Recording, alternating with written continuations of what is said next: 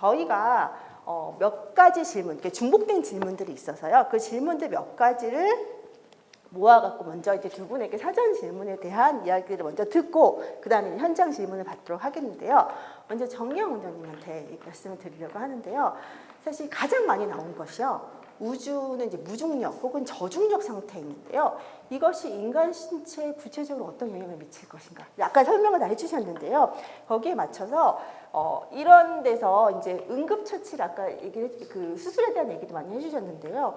구체적으로 그런 장비나 현재 개발 중인 기술들이 있느냐 이런 질문들이 되게 많이 나왔습니다. 그래서 아까 잠시 우주에 대한 얘기 해주셨는데 이 우주력 상태에서 인체에 일어나는 변화는 이미 다 얘기해 주신 것 같고요. 구체적으로 어떤 수술용 장치라든지 의료 장비 같은 것들이 혹시 예를 들어 설명해 주실 만한 것이 있으신지. 그 의약품들은 키트가 다 완성이 돼 있어요. 그 상황에 대해서 각 나라가 조금씩 다르지만 엄청난 리스트가 있어요. 약품에 대한 그거를 패키지를 잘 해가지고 100% 같은 걸 해가지고 다 해가지고 다 이제 우선을 붙여가지고 그 상황에 따라서 약을 먹게끔 그리고 우주인들은 우주에 갈 때 의료 훈련을 받아요. 의학 훈련을. 그래가지고 응급처치라든가 약 취약함 그리고 아까도 제가 말씀드린 텔레메디슨을 해요. 그래가지고 애매한 거는 지상에 있는 우주인들하고 아직 의사들하고 우주 전문 의사들하고 토론을 해가지고 약 처방하는 것도 다 쓰고 그리고 바로 보면서 그 효과를 보고 그러기 때문에 충분히 훈련과 처방하고 그런 것들은 되고 응급 상황에 이제 주로 이제 지금은 이제 연구되고 그런 것들이 이제 수술 응급 상황 그런 것들이 사실 그런 상황이 러시아에서는 그 부정맥이 막 뛰는 경우가 있었어요. 그래가지고 그때 이제 러시아에 있는 의사들한테 연결이 돼가지고 하다가 한 번은 귀환을 시켰어요. 이건 도저히 거기서 부정맥이 이제 사라지지 않는다 그래서 그런 경우도 있고요. 지금 아까 수술 같은 경우에는 지금 진행 중입니다. 진행 중. 그래서 아까 그 로봇으로 하고 그러는 거는 뭐 이거는 갈 것 같아요. 제가 보니까 지금 뭐 바로바로 이렇게 수술할 수 있는 그런 상황이 우리나라에서도 지금 진행되고 있으니까 로봇 수술은. 그러면 그런 우주에서 일어날 수 있는 그런 의료 상황 중에서 가장 중요하다고 생각하는 것들은 혹시 뭐가 있으실까요? 우선순위가 있을 것 같거든요. 진짜 하이리 셀렉티브된 사람들이에요. 우주인들은 정말 엄청난 검사를 통해 가지고 그러니까 아까 제가 말씀드린 담낭이 염증이라든가 결석 같은 거, 충성 같은 거 다 초음파로 다 진단해가지고 충분히 1년 동안 이렇게 어느 정도는 이제 보장이 되는데 이게 초음파 장비 같은 거 와서 진단도 하고 그러는데요. 하여튼 제일 흔한 거는 아까 단기 치료했을 때 그 우주 비행 멀미부터 시작해가지고 임무를 수행할 수 없는 경우. 그 다음에 막 가자마자 소화불량이 돼가지고 그러는 거. 변비색해서 막 그러는 것들은 짧은 기간 동안에 생길 수도 있어가지고 그거에 대한 거는 지금 현재 있는 약물로 하는 거고 아까 수술 같은 경우는 뭐 2년에 한 번 뭐 이러기 때문에 진행 중입니다. 사실 아까 강연 중간에 계속 많이 말씀을 해주셔서 추가적으로 이제 세부적인 거는 일단 지금 다시 해주시면 될 것 같고요. 그럼 이주희 박사님한테 질문을 드리고 싶은데 사전에 질문 나온 것 중에 하나서 아까 말씀해 주셨던 생명 유지 장치들 여러 가지가 있어요. 물 발생, 환소 발생, 폐기물 처리 있었는데요. 그 중에서 가장 중점을 두시는 게 어떤 것인지 하고요. 그다음에 우리나라에서는 그게 어디까지 진행이 되어 있는 건지 이런 것들에 대한 질문이 있었습니다. 네. 예, 죄송합니다. 제가 이게 노안이 심해서 안경을 벗었다 썼다 했고 혼란스러울 수가 있었는데 좀 양해를 부탁드립니다. 가까운 게 안 보여요. 원장님보다 제가 더 이 노안이 심한 것 같아요. 죄송합니다. 저희가 보통 생명유지 시스템 하면은 결국 공기, 물, 폐기물 세 가지가 저는 어느 거 하나가 뭐 중요하다 이렇게 말씀드리긴 굉장히 어려울 것 같아요. 세 가지가 동시에 다 중요하고요. 왜냐하면 공기 같은 게 그 중에서 이제 산소 발생기 부분은 2, 3분이잖아요. 우리가 숨을 못 쉬면 그대로 이제 문제가 생길 수 있는 게 그래서 어쨌든 산소 발생을 해주는 게 굉장히 중요하고요. 보통 저희가 수전의 방식을 지금 국제우주정거장에서 쓰고 앞으로 뭐 달이나 화성 같은 그런 저중력 환경에서도 이제 사용을 해야 될 텐데 이제 그런 부분에 대한 연구가 이제 앞으로 달이나 화성에 맞춰서도 이루어져야 될 것 같고요. 그다음 CO2는 어느 정도 어쨌든 차여가는 데는 시간이 조금 필요한데 그거가 제때 제거가 안 되면은 역시 뭐 산소 부족한 거하고 똑같은 현상이 나오니까 과다됐을 때 그 문제가 있고요. 그거 못지않게 결국은 또 우리 물도 굉장히 중요하잖아요. 그래서 결국 물에서 모든 건 출발하거든요. 물에서 산소도 나오고 수소도 나오고 또 그거를 나중에 이제 사바티어 시스템으로서 재활용하는 이런 것까지 이제 영향이 되고 있고요. 국내에서는 아까 제가 설명드린 굉장히 큰 분야예요. 이게 사바티어 시스템뿐만 아니라 이 공기관리 시스템 또 생명유지 시스템은 해외에서 저희가 이런 경우가 있었어요. 이 아르테미스 프로그램 하기 전에 2017년 8년 그중에 굉장히 오래 전에 이제 이미 나사나 이런 데서 제안이 오는 거죠. 저런 제안이 오면은 어느 거 하고 싶냐 이렇게 물어요. 그러면 저희가 자연히 그 당시 제가 17년 18년 이때부터 관심을 갖고 있었고 이런 걸 하고 싶습니다. 그랬고 그 내용을 쑥 썼어요.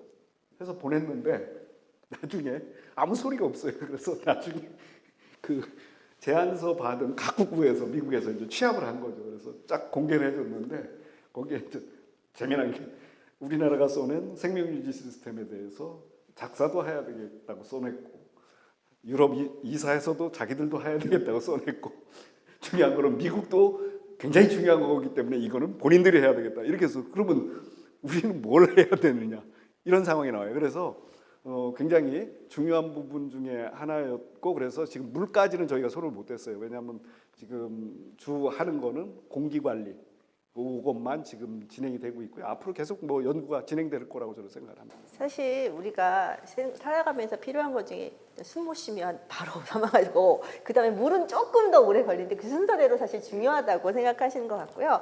그다음에 아까 정경 원장님 여기 나온 질문 중에 뭐였냐면요. 저희가 왜 아픔을 느끼는 것들도 사실 상황에 따라 좀 달라질 수 있잖아요. 그래서 무중력 상태이나 아니면 저중력 상태에서 느끼는 통증이나 고통이 우리가 지상에서 느끼는 것과 다를까? 그리고 혹시나 더 고통스러울까? 이런 얘기들에 대한 질문이 있었거든요. 이 대해서 혹시 답변 하시는지. 그 우주에서 뉴로랩이라고 신경계에 대한 그 연구를 되게 많이 해요. 그러니까 결국은 그 중추신경이나 말초신경이나 본인이 이제 통증에 대한 감각을 느끼는 건데 일단 지금까지 이렇게 쭉 나오면 통증은 똑같이 느끼는 것 같아요. 이렇게 그 상황에서. 그리고 지금 그거와 관련해가지고 약을 쓰고 그러는 것도 아까 같이 이제 말씀드린 대로 약을 이렇게 하는데 뭐 우리나라에서도 이렇게 보시면 통증이 사람에 따라서 달라요. 그러니까 개인의 어떤 역치가 다 있습니다. 어떤 사람들은 그냥 조금만 아프면 나중에 그러고 어떤 사람은 이 사람이 아프다 그러면 진짜 아픈 거야. 그런 게 있다. 그래서 그런 개인적인 편차도 있지만 여기서 뭐 통증을 느끼는 거는 그런 것들도 고려를 하면서 판단해야 되지 않을까 그런 생각이 들고요. 앞으로 신경계통의 어떤 의학적인 그런 연구나 그런 것들도 상당히 지금 활발하게 돼 있으니까 조금 더 이렇게 밝혀질 겁니다. 결국 아픈 거는 우주에서나 지구에서나 똑같다는 거군요. 그래서 많이 아파요. 많이 그러면은 약물 중에서 우주에서 쓰면 안 되는 약물들이 있나요? 그러니까 저희가 이제 이 키트를 만들 때 기본적으로 그 의료 그 비상 의료 키트 같은 것도 같이 이제 써달라고 얘기를 했는데 혹시 우주에서 우리가 흔히 사용하는 그런 약물이나 아니면 그런 것 중에 우주에서 쓸 수 없는 것들 그런 것들이 있나요? 지금 쓰는 것들은 기본적인 약물이지만 사실 약물이라는 거는 그거를 기준 자체를 설정할 때 제일 문제가 부작용이에요. 그러니까 우리가 의약품하고 그다음에 지금 우리가 보면은 건강식품 이렇게 나온 것들 있잖아요. 건강식품 같은 경우는 부작용에 대한 거에 언급이 없어요. 좋은 것만 얘기해요. 근데 의약품은 부작용을 얘기 안 하면 그건 승인이 안 되죠. FDA나 우리나라나. 예를 들어서 왜 그 우주에 대한 환경에서 갔을 때도 사실은 지금 갖고 가는 건 어느 정도 부작용에 대해서 이렇게 되어 있는 건데 그러면 쓰면은 되게 그 범위가 낮은 약들이 있어요. 그러니까 혈중 농도를 이렇게 문제를 일으키는 것, 또 흡수가 이제 빨리 돼가지고 문제되는 것들, 또 그 먹는 약하고 주사제하고 이렇게 다르듯이 그런 약들에 대한 분류를 통해가지고 어떤 약들에 대한 조금 주의사항을 해야 될 거는 되게 보수적이에요. 되게 보수적으로 지금 운영들부터 그렇게만 말씀드리고 하나하나 약들을 다 등록하기 좀 그런 것 같습니다. 그러면은 결국에는 충분히 검증된 약물을 주로 사용하는 거고 네. 뭐 신약이라든지 새로 개발된 약품 쪽은 아무래도 좀 지양하는 게 낫겠네요. 그 신약은 네. 이제 지상에서도 인간한테 투여할 때 되게 조심스러워요. 예를 들어 당뇨약이 새로 생겼어요. 요새 뭐 핫이슈가 되고 그게 충분히 검토가 되면 의사가 처방을 안 해요. 예를 들어서 왜? 조금 더 기다려보고 검증이 된다면 하자. 그러는데 그거보다도 더 보수적으로 우주에서 약물 쓰는 걸 조심해야 됩니다.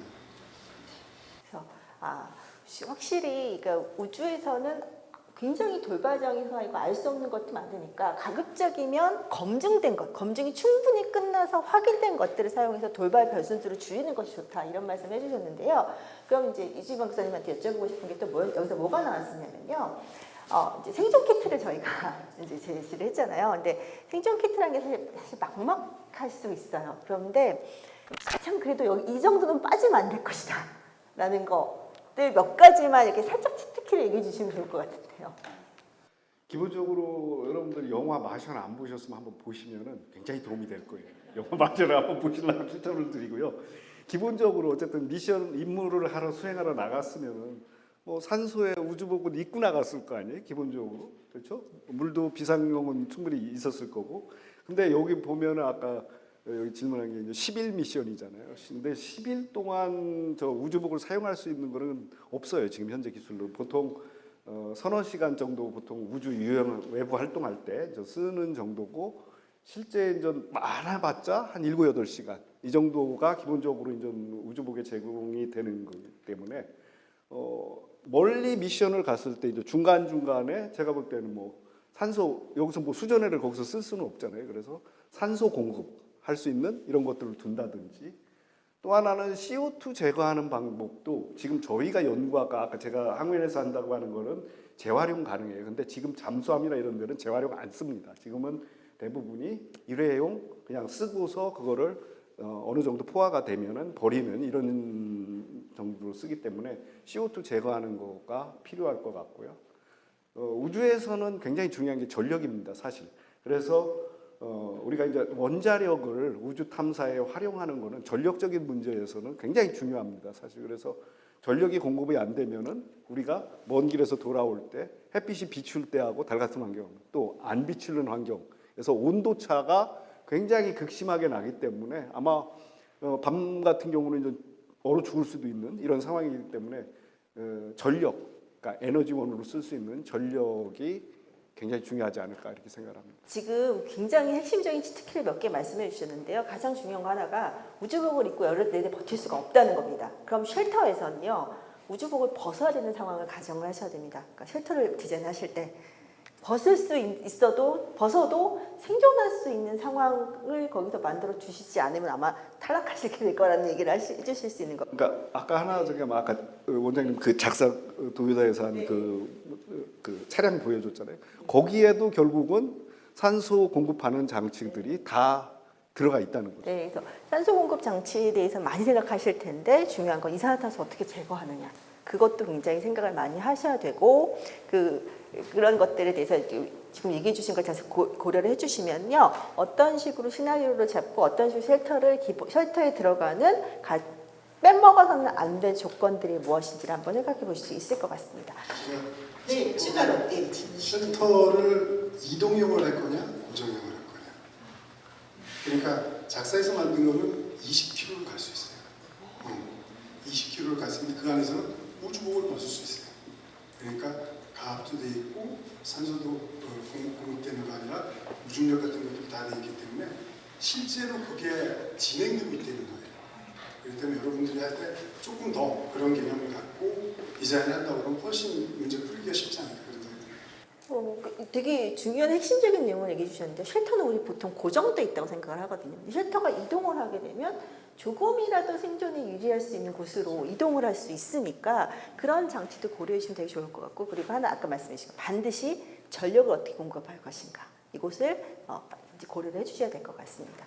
네, 그리고 사실 뒤에 저희 사전 질문 받은 것 중에 많은 내용들이 정기영 원장님이 어떻게 우주의학을 하게 되셨나 이런 거 아까 다 말씀해 주셨거든요. 그래서 되게 독특한 분야를 하고 싶었다 이렇게 말씀해 주셔서 그 얘기들은 아까 강연에 다 녹아져 있으니까 저희가 이제 이쯤에서 한번 그 청중들의 질문 한번 받아보고 다시 또 사전 질문 넘어가려고 하는데요. 아까 여기 대기하셨던 분들 계시거든요. 근데 제가 그분들을 막았어요. 왜 막았냐면 본인만 혼자 치트키를 알고 계시면 안 되죠. 개인적으로 질문해서 그러니까 여기서 공개적으로 질문해 주시고 같이 한번 얘기를 나눠보려고 하는데 아까 여기 질문하다가 저한테 커트 당하신 분 계시죠?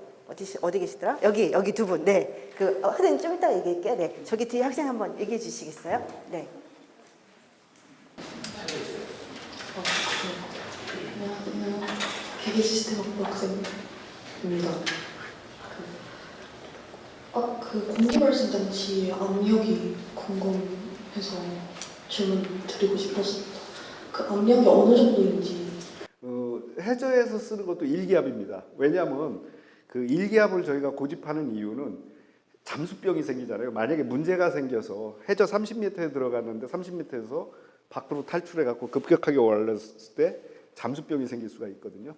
그래서 그거를 방지하기 위해서 지상하고 똑같이 일기압으로 유지를 해줍니다. 그래서 산소 발생 같은 경우는 그냥 물을 단순하게 쓰는 게 아니고요. 일단은 1차적으로 해수 담수화 장치를 씁니다.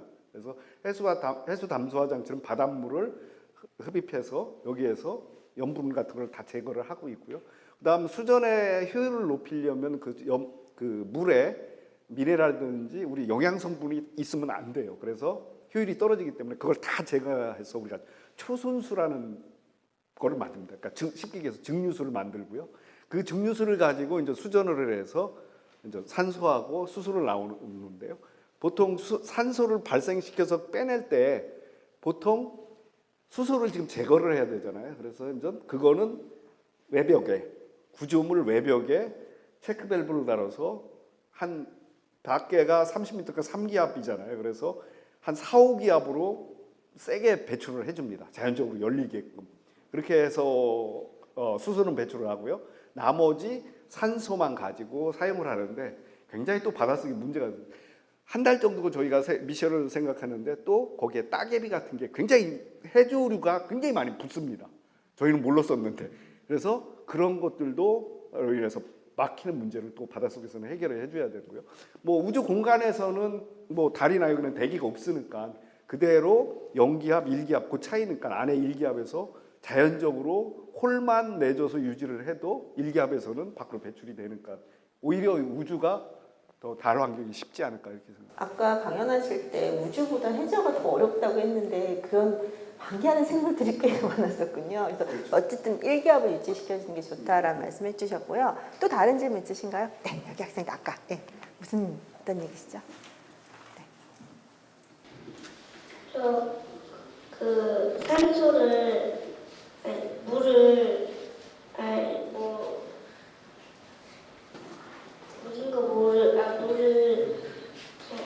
물을 전류를 흘려서 산소랑 수소로 나눌 수 있다고 했잖아요.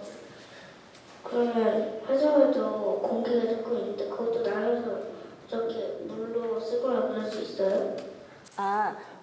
무슨 얘기냐면요. 보통 우리 물 전기 분해해서 수산소 나오고 하고 다시 이제 물을 만드는 과정이 있는데 화성에도 대기가 있다고 들었는데 그 대기를 이용해서 만들 수 있느냐. 아까 저기 설명한 게 잠깐 나왔는데 아까 얘기했죠. 화성은 대기가 물론 그 영구 음영 지역, 햇볕이 안 들어오는 지역에는 얼음 형태의 물이 있어서 그걸 가지고 활용을 해도 되고요. 두 번째는 이제 다른 대기가 없지만 화성은 이산화탄소 대기가 있어요. 그래서 그거가 탄소 하나하고 산소 두 개가 이렇게 결합되어 있는 형태인데 이걸 흡입해서 한 800도 정도로 가열을 시키면은 탄소가 떨어져 나가고 CO 그러니까 산소가 하나 떨어져 나오고 일산화탄소가 이렇게 따로 생겨요. 그럼 일산화탄소를 버리고 산소만 이렇게 취해서 활용을 하게 됩니다. 그 화성의 대기를 아주 높은 온도로 가열을 하면 산소를 만들 수 있대요. 그러니까 산소를 만들 수 있는 방법들이 굉장히 다양한 꼭 물을 전기 분해하는 방법이 아니라 다양하게 있다고 알 수 있고요. 또 다른 질문 있으신가요? 네, 여기 학생이 먼저 아까 저 뒤에 분들이 먼저 해주시겠어요? 아까 여자분 네. 안녕하세요. 그 병을 진단할 때 지구에서는 이제 초음파라든지 아니면 뭐 엑스레이, CT, MRI 필요하면은 뭐 펫까지 찍기도 하는데 혹시 우주에서는 어디까지 이걸 가져가가지고 찍을 수 있는지 지금은 어디까지 발전되어 있는지 궁금합니다. 지금 가장 안전한 건 초음파 장비예요. 그래서 초음파 장비를 검사할 수 있고 그걸 훈련할 수 있게끔 의료 이제 훈련할 때 하고 심장 초음파도 봐줘요.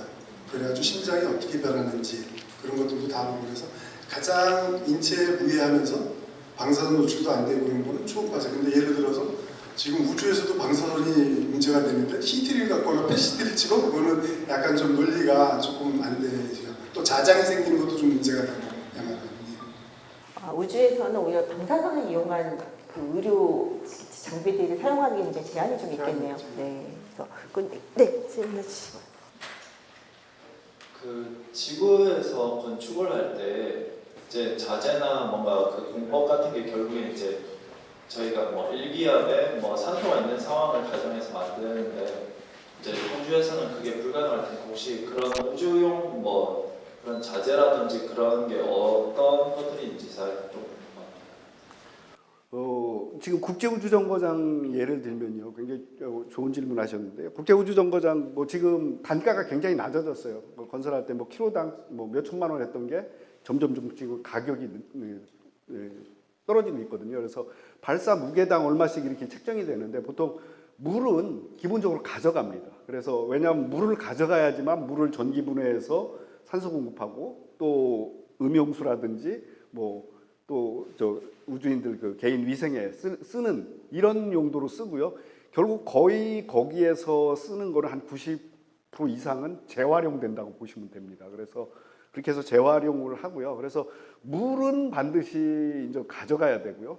나머지 기본적으로 국제우주정거장 같은 경우 보면 구조물이 돼 있잖아요. 보통 알루미늄 합금으로 보통 우주 방사선 차폐하기 위해서 그걸 쓰는데 이렇게 모듈화된 형태로 많이 가져가요. 그래서 결합만 이렇게 도킹을 시켜서 결합만 시키면은 우리 레고 블록 하는 것처럼 이렇게 만들어질 수 있도록 그런 식으로 해서 가져가고요. 뭐 우주인 때는 그 이수원 박사가 우주 실험을 제가 21가지나 준비를 했다고 했는데 21가지 다 화물선에 나눠 싣고 또 본인 그 타는 데에도 일부 소유주 우주선에서 나눠 싣고 이렇게 가져갔고요. 뭐 가져오지 않느냐 그러는데 가져오는 것도 또 돈이 듭니다. 그래서 대부분은 측정된 자료만 가지고 나머지는 여분이 그리고 정말 궁금한 게 제가 지금 파악을 했는데 뭐였냐면요. 우주에서 만약에 어떤 재료로 건축을 할 때 가장 좋은 원재 재료가 뭘까? 네, 그거를 한번 질문 주신 것 같아요. 지금 연구되고 있는 게 결국은 인간이 우주에 오래 체류하는 거고요. 그리고 달에 화성에 기지를 하는 거고 그랬을 때 아까도 큰 재료를 옮기는 그런 그 대용량 우주선 이런 것들 얘기했는데 지금 최근에 연구되는 건 시멘트 있죠. 시멘트를 우주 환경에서 연구를 해가지고 제조를 했어요. 그래가지고 봤더니 우리가 본 시멘트하고 다르게 그 구멍이 되게 크게 나 있는데 강도는 더 높지 않느냐 그래가지고 이거를 나중에 시멘을 이용해서 우주 기지의 재료로서 이렇게 하는 거로 지금 연구가 박차를 기하고 있고요. 지금 진행 중에 있는데 그게 참고로 됐는지 모르겠어요. 예. 제가 잠깐 설명을 드리면 한국건설기술연구원이라는 정부 출연기관이 있어요. 저희 항우연처럼 지금 일산 쪽에 있는데 거기에서 그런 걸 연구를 하고 있고요. 저희 쪽 입장에서는 물론 그것도 굉장히 중요하지만 달 같은 경우는 달에 이렇게 동굴들이 꽤 있어요. 예, 그래서 그런 쪽을 활용하는 우리 원시 시대처럼 그런 것들도 굉장히 생각을 하고 있습니다. 지형 지물을 활용하게 되면 여기서 뭔가를 가져갈 필요가 없으니까 훨씬 더 좋을 것 같고 또 애초에 달에 있는 것이니까 달 환경에 맞춰져 있는 것이니까 그런 걸 활용하시는 방법도 생각해 보셔야 되고요. 그 다음에 여기 추가 질문 하나 뭐냐면 예전에 이 강의를 할 때 우주에 갈 때 자석이라든가 고무 제품 같은 것들은 사용할 수 없다라는 얘기를 잠깐 들었어요. 혹시 거기 가져가봤자 쓸모없는 재료들은 또 뭐가 있을까요? 그러니까 굳이 가져가지 않아도 되는 것들. 가져가는 다 이유가 있어요. 그러니까 여기서 이분들은 잘 가져갈 필요가 없는 것. 아까 얘기한 자성을 띠는 물체는 저희 실험 장비 만들 때도 그래서 그걸 체크를 했거든요. 그래서 국내 장비가 18개인데 러시아 담당 연구자 엔지니어들이 쭉 와서 체크할 때는 일단 사람이 쓰니까 모서리가 있으면 안 되고 거친 모서리. 그다음 자성을 띠는 것도 그 자성의 세기를 측정을 해서 허용 범위 내에 있는 것만 가져가도록 했는데요. 이소연 박사 개인용품도 굉장히 많이 가져갔어요. 근데 몇 개 가져갔는데 사실 개인용품이 우리가 이게 임무하는 입장에서는 저게 뭐 필요할까 했는데 본인의 어떤 심리적 안정이라든지 이런 거에서는 굉장히 저는 필요하다고 보거든요. 그래서 가져가는 거는 쓸모없는 거는 없지 않을까. 근데 사실 이제 저희 제안은 보통 일반적인 사람들한테 필요한 것들인데 왜 우주에서 가져가면 문제가 되는 것들이 혹시 있을까 질문이었습니다. 그거는 저희 음식하고 관련되는 거. 우리 이제 뭐 다 아실 거예요. 그 탄산, 기포 발생하는 문제.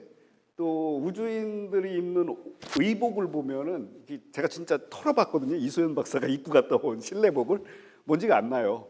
정전기도 안 나고 굉장히 좋더라고요. 예. 그래서 그런 것들을 이제 방지하는 그런 기술들이 적용이 됩니다. 그러니까 소재를 생각하실 때 정전기 나지 않는 소재, 먼지가 안 나는 소재 이런 것들을 고려해 주시면 조금 더 적합한 소재들 생각하실 수 있을 것 같고요. 잠깐 생각하실 여기 또 질문이 한번 나오기 시작하면 끝도 없이 이제 계속 이어집니다. 네.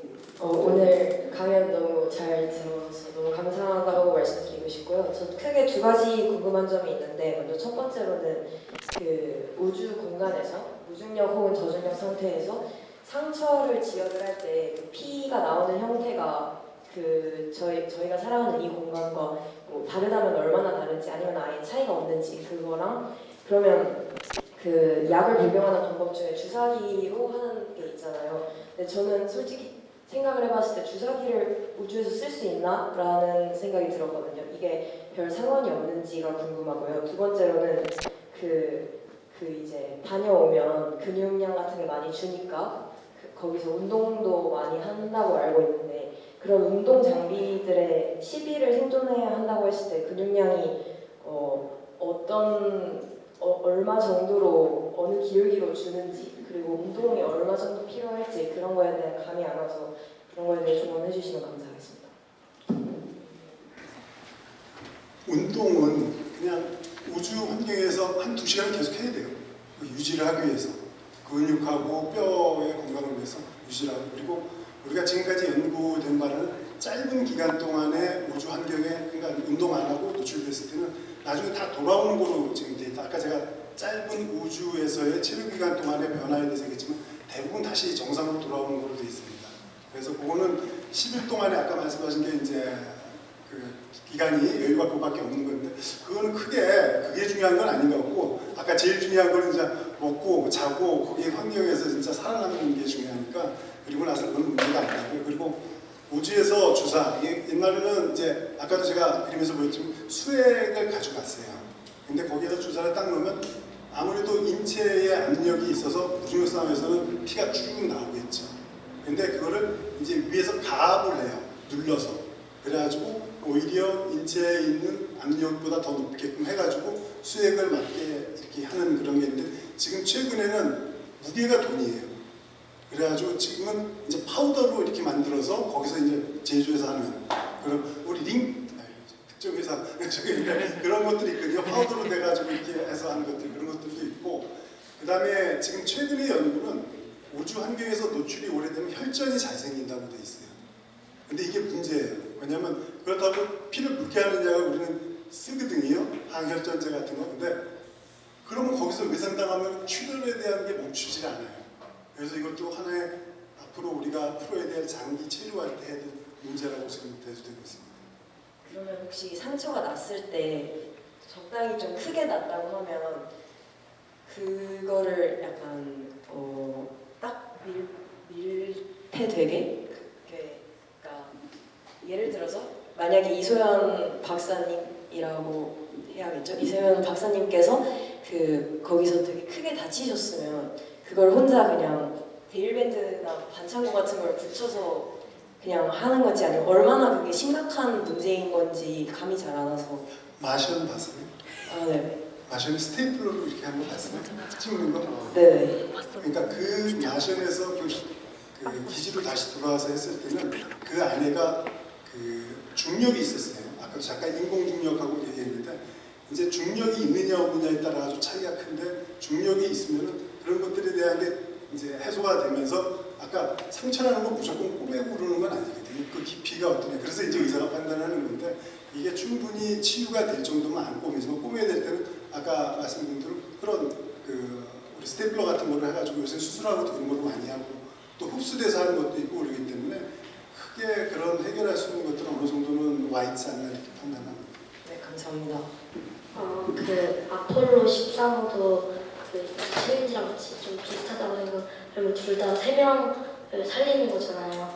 근데 그 아폴로 13호 때는 그 조그만한 모듈에서 그 뭐지 그 공기가 산소가 막 없어지면서 그때 막 그 공기를 그니까 공급하려고 하려고 막 엄청 막 애를 썼는데 그 아까 그 사진에서 봤는데 되게 커 보였는데 그 조그만한 모듈에서 어떻게 그렇게 큰 게 들어가냐가 좀 많이 궁금해요.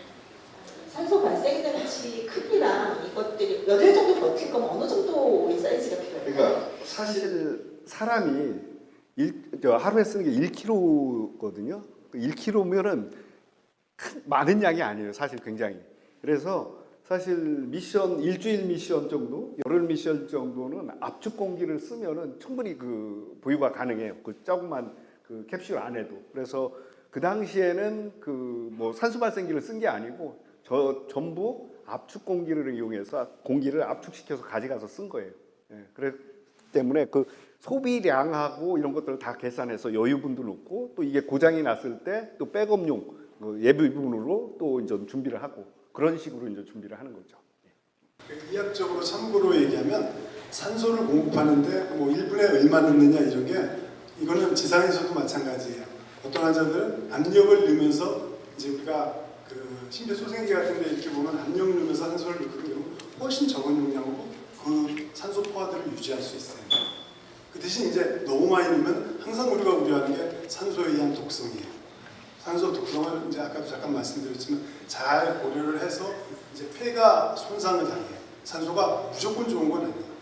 그래서 항상 그런 것들에 대한 밸런스를 유지하는 게 중요하다고 생각합니다. 혹시 여기 앞에서 여자분 네.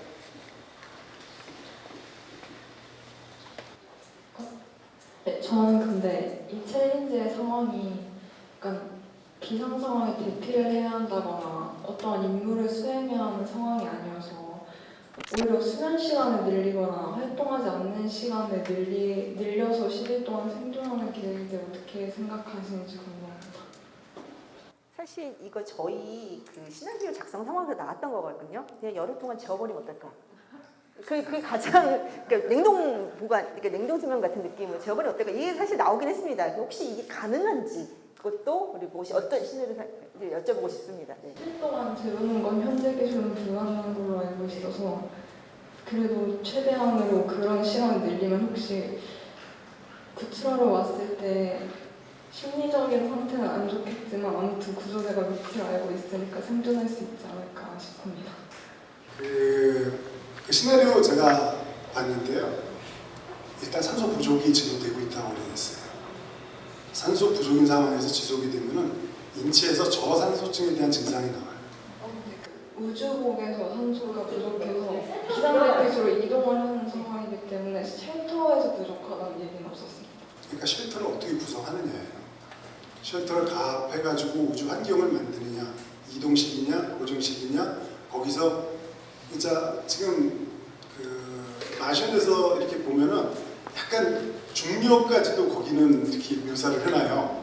그래서 제가 어떻게 중력을 만들었을까 그걸 자세히 봤는데 약간 좀 아니에요. 우리가 생각하는 인공중력의 어떤 시스템이 없는데도 이런 그래서 거기서 했는데 분명히 인공중력을 만들려면 돌아야 돼요.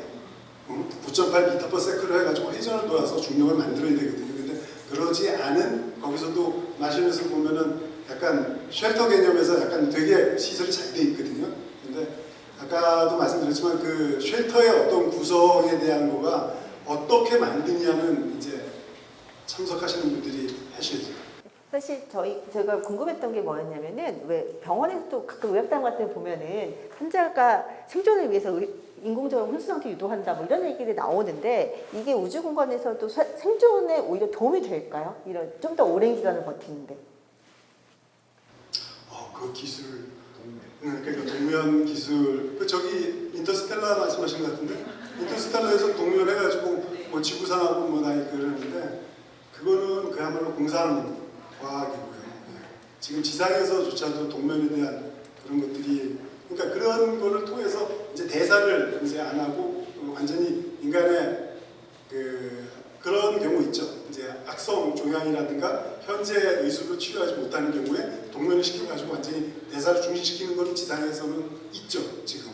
그래가지고 나중에 깨우고서 이렇게 치료할 수 있는 기술이 발달했다는 거 있는데 그거를 우주 환경에서 지금 적용하는 건 한 번도 들어보지 않아요. 동면보다는 수면제를 만약에 많이 복용하고 잠자는 시간 늘린다 이런 거 어떨까라는 이런 질문이 있거든요. 수면제는요 호흡을 억제하는 작용이 있어요. 조심히 먹혀야 돼요. 수면제는 우리 특히 이제 호흡기 질환이나 이런 환자들, 변종 환자들한테 수면제 잘못해가지고 그냥 완전히 의식 상실이 일으킬 수 있어요. 호흡 중추를 이렇게 억제하는 기능이 있어요. 그렇기 때문에 상당히 그런 것들은 조심스럽고 그렇게 하기가 쉽지 않을 것 같아요. 재우지는 않는 거고. 아니, 하나 제가 저기 하면 국내에 그런 분이 계셨었어요. 지금은 저기 은퇴를 하셨는데, 그러니까 우주 동면을 위해서 장기 이렇게 여행에 대해서 연구를 하시려고 하시다가 지금은 정년퇴직을 하셔갖고 연구를 안 하, 국내에서는 없는 걸로 지금 알고 있습니다. 그래서 좀 아직은 좀 시험적인 기술이라서 좀 어렵고요. 저희가 사실은 시간이 많지 않아서 질문을 빨리빨리 진행을 하려고 하고요. 일단 이분 먼저 하시고 이런 순서대로 진행하겠습니다. 네, 먼저. 안녕하세요. 강연 너무 잘 들었습니다. 전 두 가지 질문이 있는데요. 첫 번째는 식물 유지 장치나 필수 의료 장비 같은 경우는 우주로 보내려면 경량화나 소형화가 굉장히 중요한 이슈로 될 것 같은데 현재는 어떤 방식으로 그런 점을 개선하고 있는지가 어떤 연구가 진행되고 있는지 궁금하고 두 번째는 제가 알기로는 로봇 수술 같은 경우에는 한국에서는 한 수술장 안에서만 가능하고 원격으로는 지금 법으로는 불가하다고 알고 있는데 그 우주에서 만약에 로봇 수술을 하게 되면 원격으로 하게 되는 게 기본이 될지 법적으로 뭔가 윤리적으로 어떻게 생각하시는지 인사이트가 좀 궁금해서 질문을 드립니다. 우리가 이제 그런 새로운 의료 기술에 대한 거는 새로운 법이 적용이 돼 있죠. 그러니까 예를 들어서 지금 외국인 의사 지금 하잖아요. 책임 누가 질 거야? 그런 얘기. PA들 간호사들 했는데 책임 누가 질 거야? 그거 되게 중요한 문제입니다. 그게 법적으로 다 걸리는데 이게 법적으로 모든 게 새로운 거가 나올 때는 그거에 대한 대안이 있어야 되는 거고 거기서 로봇 수술을 해야 되는 이유는 분명히 있거든요. 그게 사실은 의사를 다 데리고 갈 수도 없고 수술비를 다 갖고 갈 수는 없지만은 이게 우리 최신 우리 의학의 발달과 우리 뭐 AI 기술이라든가 로봇 기술 이런 것들이 발달되면서 그런 거를 그러니까 라이브로 해가지고 할 수 있어서 생명을 구할 수 있다. 그거는 바꿔줘야죠. 일단은 법적인 것도 중요하지만 인간의 생명을 구한다는 거 그거는 뭐 더 이상 얘기할 수 없는 거고요. 첫 번째 질문은 또 있으셨죠? 경량화 문제는 사실 발사 문제에서 굉장히 중요합니다. 왜냐하면 이게 돈으로 다 환산이 되는 거기 때문에 그래서 최대한 어쨌든 그 강도를 유지하면서 가벼운 재료를 이제 쓰는 것들이 사실은 연구가 계속 제가 뭐 재료 분야나 이런 쪽을 하는 건 아니기 때문에 그런 쪽에서 이루어지고 있는 걸로 알고 있고요. 중요한 거는 제가 이제 산소 발생기를 하다 보니까 그 무게는 사실 바닷속에서는 별 문제 아니거든요. 그런데 이제 중요한 문제가 있어요. 소음. 네. 그러니까 다른 문제들이 계속해서 생기는 거예요. 그러니까 우주 공간도 똑같습니다. 그러니까 뭐 재료를 경량화 시켜서 제품을 만들어서 올렸더니 소음 문제가 심각해지더라. 뭐 이러면은 문제가 되잖아요. 그래서 지금 제가 개발하고 있는 산소 발생기가 소음이 큽니다. 그래서 저거를 어떻게 줄여야 될까? 그 경량화 문제하고는 또 다른 문제잖아요. 그래서 그렇게 예측하지 않은 문제들이 굉장히 많이 이렇게 생기고 있습니다. 그래서 저희가 이제 중요하게 생각하는 거는 실제 아직 안 해본 거기 때문에 만들어서 테스트를 수도 없이 반복을 해야 된다는 거죠. 그래서 제가 이제 아까 강조를 드린 게 유인 프로그램은 장기적으로 지속성 있게 투자를 해야 된다라는 겁니다. 그래서 전 분야를 커버를 못 하더라도 일정 부분 우리가 핵심적으로 가져가는 분야는 계속해서 투자를 해야 되고요. 그리고 나머지 분야도 전략적으로 필요한 분야들은 다 함께 다양성을 위해서 끌고 가는 이런 전략들이 필요할 것 같습니다.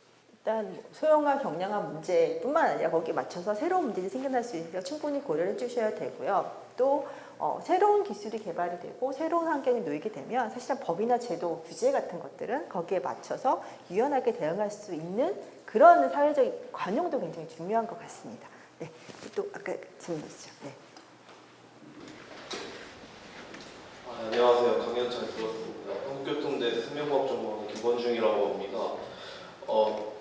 우주 주치라고 하셨는데 예시로 우주에서 로봇 수술 관련해서 말씀드렸는데 근데 수술실 같은 경우에는 사실상 멸균 상태가 유지가 되어야 되잖아요.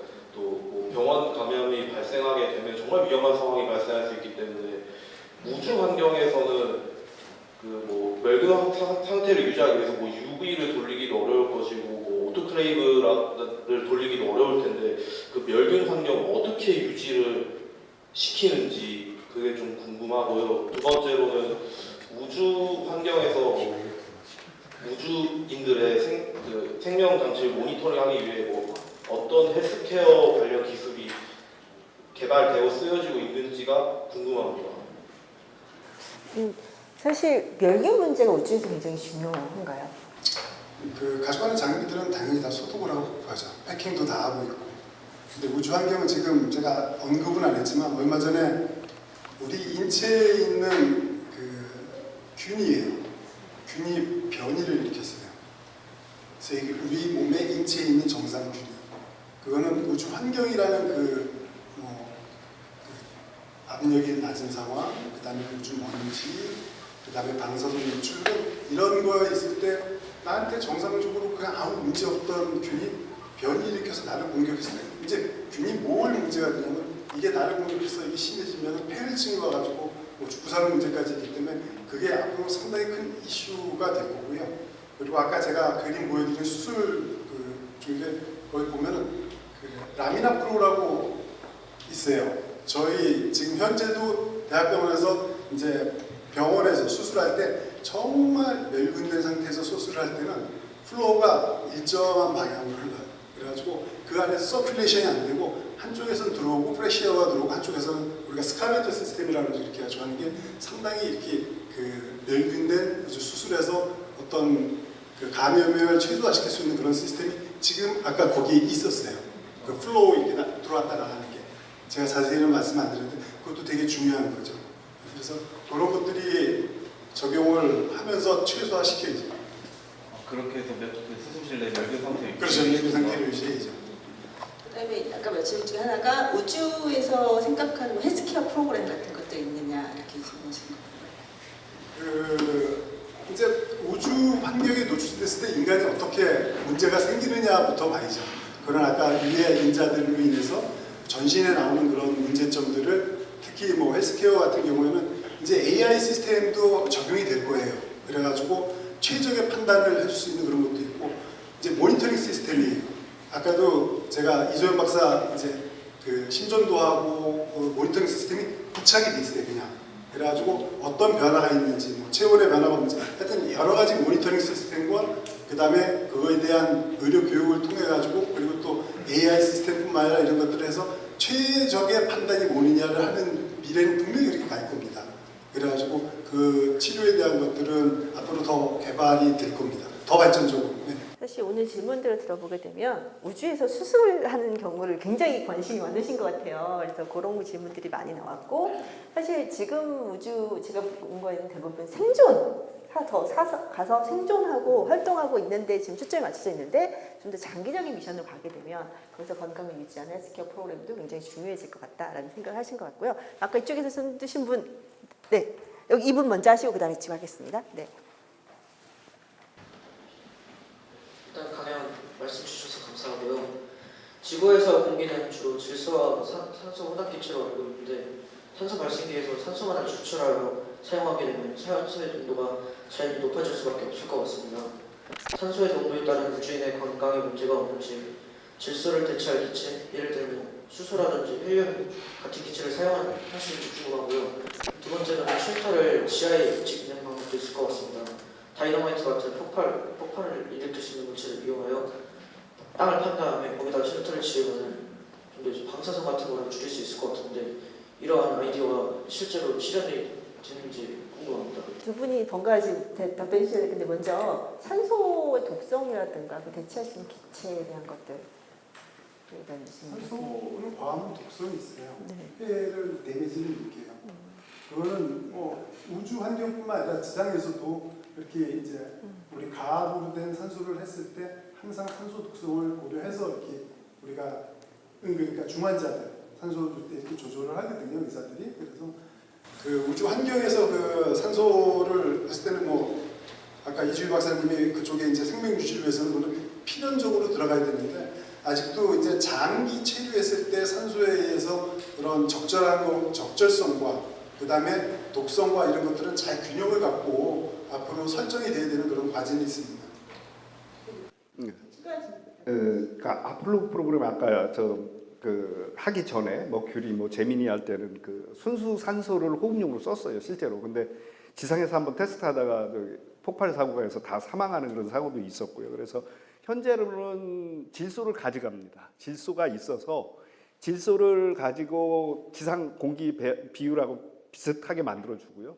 또 하나는 이제 산소가 이제 사람이 호흡을 하니까 그러니까 우리 눈에는 안 보이지만 어쨌든 소모가 되잖아요. 그래서 분압을 잽니다. 센서가 굉장히 많이 있고요. 뭐 산소를 측정하는 것도 있고 수소가 위험 요소가 들어오는지 이런 것도 있고 CO2 농도도 측정하고 이런 것들을 이용해서 그 압력 우리가 농도 그 내에 들어올 수 있도록 만약에 산소가 부족하면 조금 더 넣어두고 만약에 과해질 것 같으면 중단하고 이런 과정들을 거칩니다. 하고 아까 좀 전에 또 질문 중에 하나가 혹시 그 지하에 쉘터를 만들기 폭약을 사용해도 되느냐? 근데 그것도 굉장히 위험하잖아요. 그래서 저는 아까 말씀드린 대로 자연적인 그런 동굴 이런 것들을 이용해서 쉘터를 구성하는 게 왜냐하면 달 같은 경우는 미소 유성체들이 굉장히 많이 떨어지거든요.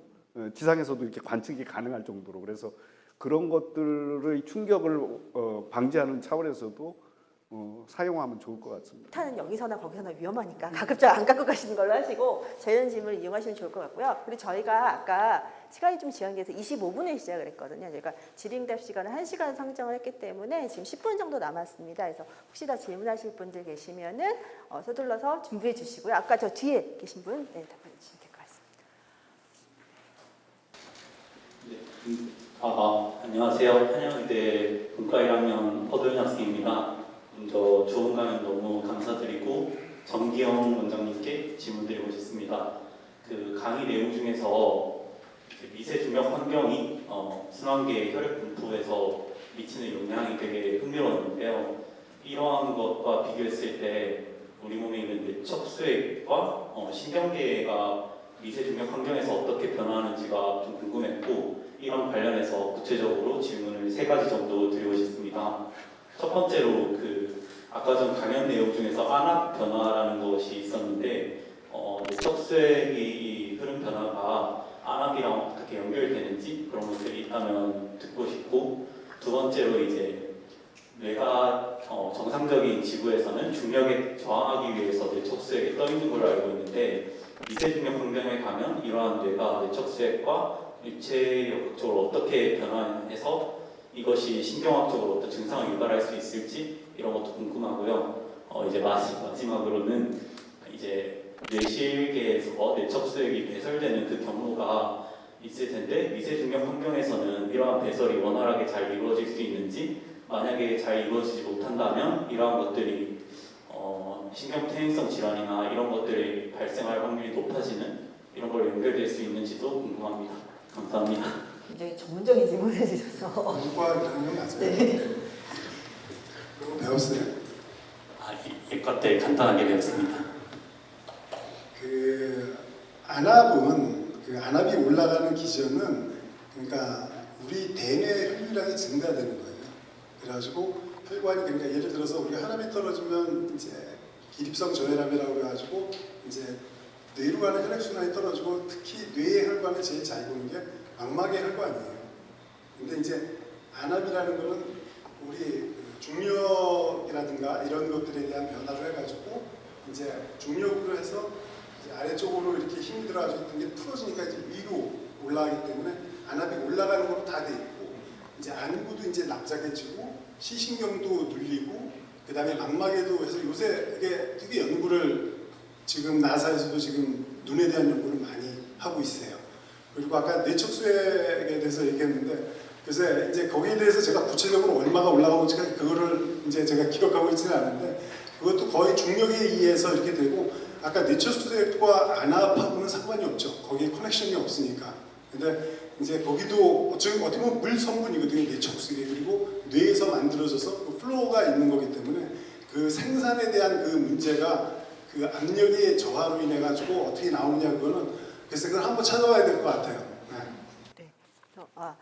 굉장히 전문적인 질문이 나와서 일단 끝나고 다시 개인적으로 얘기해 주시면 좋을 것 같고요. 혹시 질문이 더? 네, 구피나.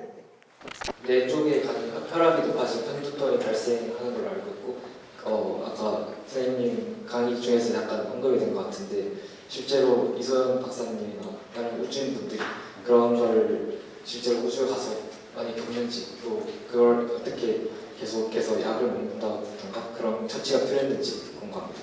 그러니까 초반에 두통은 확 오죠. 거의 많은 우주인들이 두통은 흔한 질환도 있고 이제 우리 몸이라는 게 아까 제가 시간이 지나면은 적응을 해서 우리 몸에 변화가 온다고 그러잖아요. 그러면서 그때 쓸 수 있는 약들이 이제 우리가 두통 해열제하면서 우리 몸에는 그래도 부작용이 적은 거로 이제 처치를 하죠. 우리가 처방을 하고. 그 대신 그 시간이 지나면 조금 주는 거로 돼 있습니다. 혹시 질문 더 나오기 전에 제가 하나만 더 이제 이게 아까 사전 나온 질문 중에 굉장히 중요한 건데요. 뭐였냐면요. 사실 우주 분야라는 게 요즘 계속 핫해지고 있긴 하지만 실제 저희가 보기에는 굉장히 느리게 발전하고 있는 것 같고 지금 당장 뭘 한다고 해서 성과가 바로 나오는 게 아닌 거잖아요. 근데 연구자로서 당장의 성과가 보이지 않는 이 우주에 대한 연구를 하실 때 그런 걸 어떻게 이겨내시고 우리가 또 어떤 걸 목표로 삼아서 이걸 계속 해나가야 되는지 이런 질문이 있었고 사실 저도 꼭 듣고 싶었던 질문이었거든요. 네. 제가 아까 말씀드린 것 중에 25년 지났는데 지금 이 상황이라고 했잖아요. 근데 사실 제가 항공우주연구원 딱 들어올 때 그때 사실은 IMF 직후였었거든요. 굉장히 IMF 아시는 분들은 여기 어머님도 고개를 끄덕끄덕 하시지만 저희가 취업할 데가 없었어요. 석사 과정을 좀 졸업하고 이제 취업을 하려고 하는데 와 IMF가 터져갖고 뽑는 기관이 하나도 없는 거예요. 뭐 대학, 연구소, 정부 출연 연구, 기업 그 절벽이죠. 취업 절벽. 그래서 이제 고민을 했죠. 사실은 이제 주변에서 이제 조금 기업을 하시는 이제 소규모 기업을 하시는 분들이 와서 좀 도와달라 이제 여러 분야에서 이제 이야기를 했었는데 저는 그냥 항공우주연구원을 왔습니다. 그게 그 당시 인턴 제도라는 게 있었어요. 인턴 제도가 있었는데 월급 80만 원 받았습니다. 98년 제가 쓰는 돈이 100만 원이었어요. 그 당시 98년도에. 그러니까 적자였었죠. 계속. 근데 이제 다행인 점은 제가 고향이 청주입니다. 그래서 대전까지 이렇게 출퇴근을 하면은 어느 정도 이제 절약을 할 수 있는 이런 구조였는데 어쨌든 타서 이렇게 상황을 급여를 받고 부모님한테도 일부 도움을 받고 생활했습니다. 근데 포기를 안 했습니다. 왜? 너무 아까운 거예요. 내가 장기 비전을 보고 왔는데 이거 하겠다고 해서 공부를 했는데 그래서 한 2년 정도만 더 해보자. 그 사이에도 변화가 없으면은 간두고 다른 거 하겠다. 이런 과정을 거쳤어요. 근데 그 안에 이제 변화가 왔고요. 그래서 저는 장기적으로 보면 지금 우주인 사업은 하기 싫었어요. 정말로. 우주인 사업 하라고 할 때 저희 아까 팀장님이 우주과학이 그나마 가깝지 않아 그랬을 때 뭔 소리 하시는 거예요? 속으로 그랬습니다. 근데 그것을 참고 했던 이유 중에 하나는 내가 이제 앞으로 그 우주인 사업을 했을 때 그 이후에 벌어지는 연구 분야들 필요한 것들 이런 것들이 당장은 뭐 실현되지 없지만 장기적으로는 실현이 될 거다라고 해서 지금까지 왔고요. 지금까지 와 보니까 결국은 한 25년 걸린 거예요. 그러니까 우주 탐사 조사에 뭐 기업의 막 참여가 민간의 참여가 높고 해서 굉장히 뭐 획기적인 게 지금 나올 거라고 저는 기대는 크게 안 합니다. 그렇지만 진짜요. 안 하는데 이제 왜 이걸 해야 된다고 생각을 하냐면 우주라는 분야가 미국이 지금 1950년대부터 지금까지 했는데 만약에 그렇게 1, 2년 해갖고 뭔가 획기적인 게 나오면 벌써 했죠, 미국이. 그렇지만 미국이 포기 안 하고 지금까지 끌고 오잖아요. 저도 그렇게 봅니다. 그래서 제가 앞으로 10년 정도 더 일할 수 있는데 항공우주에서는 저는 큰 변화보다는 기반을 닦아주고 나가면은 여기에 계신 분들이 충분히 할 거다. 저는 그렇게 생각해서 먼 미래를 보고 지금까지 왔습니다. 저는. 그러니까 이 분야가 사실은 느려도 계속 꾸준히 가야 되는 분야인 거고, 그리고 꾸준히 가다 보면 언젠가 성과가 나올 거고, 그리고 여러분에게 다행인 건 이미 이렇게 닦아주신 분들이 계시기 때문에 그 성과를 가져갈 확률은 훨씬 더 높은 거거든요. 그러니까 조금 더 용기를 내시고 또 조금 더 인내하시고 계속 해주시면 좋을 것 같고요. 한 가지 네. 말씀드리면 이제 안보적인 측면이 있어요. 지금 뭐 우리나라에서 전투기 같은 경우 하면 1,000억 해요. 국민의 세금으로.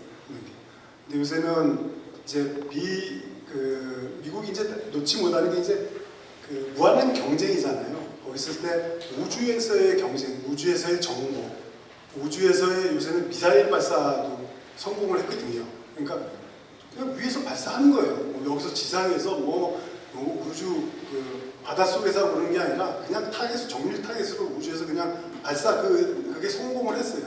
그러니까 미사일을 그러니까 돌아가면서 언제든지 타겟에 해가지고 발사, 이건 어마어마하게 큰 기술이에요. 그거는 국가의 생존하고 관련되기 때문에 지금은 이제 안보라는 측면에서 그 국가의 어떤 안보라는 측면에서 우주를 안 갈 수는 없는 그런 상황들이 좀 있죠. 나이브하다기보다는 정말 생존이 걸린 문제다라고 생각을 하시고 접근해 주시면 좀 더 뭔가 책임감, 사명감 같은 걸로 일을 하실 수 있을 것 같고요.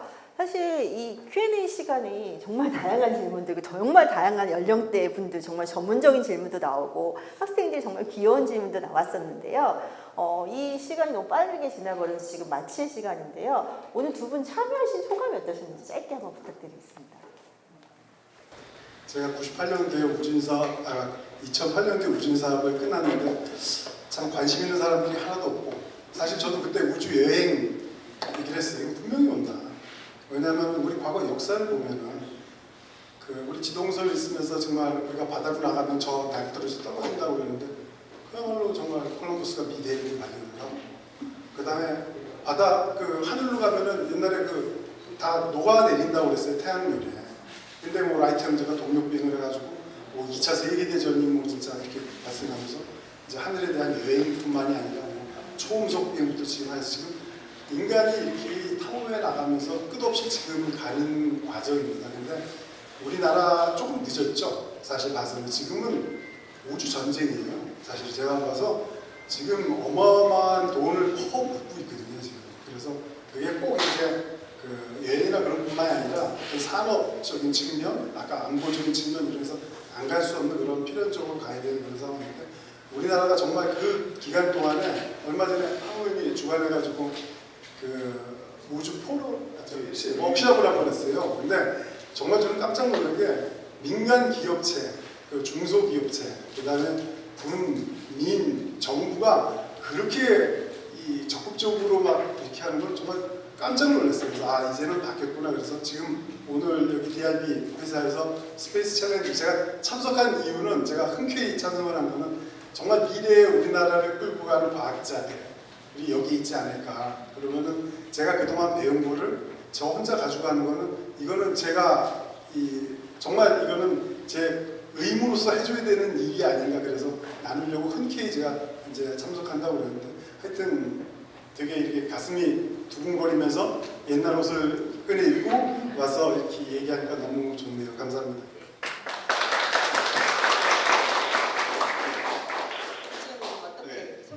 제가 뭐 부정적인 이야기를 한다고 해서 너무 실망하시지 말고요.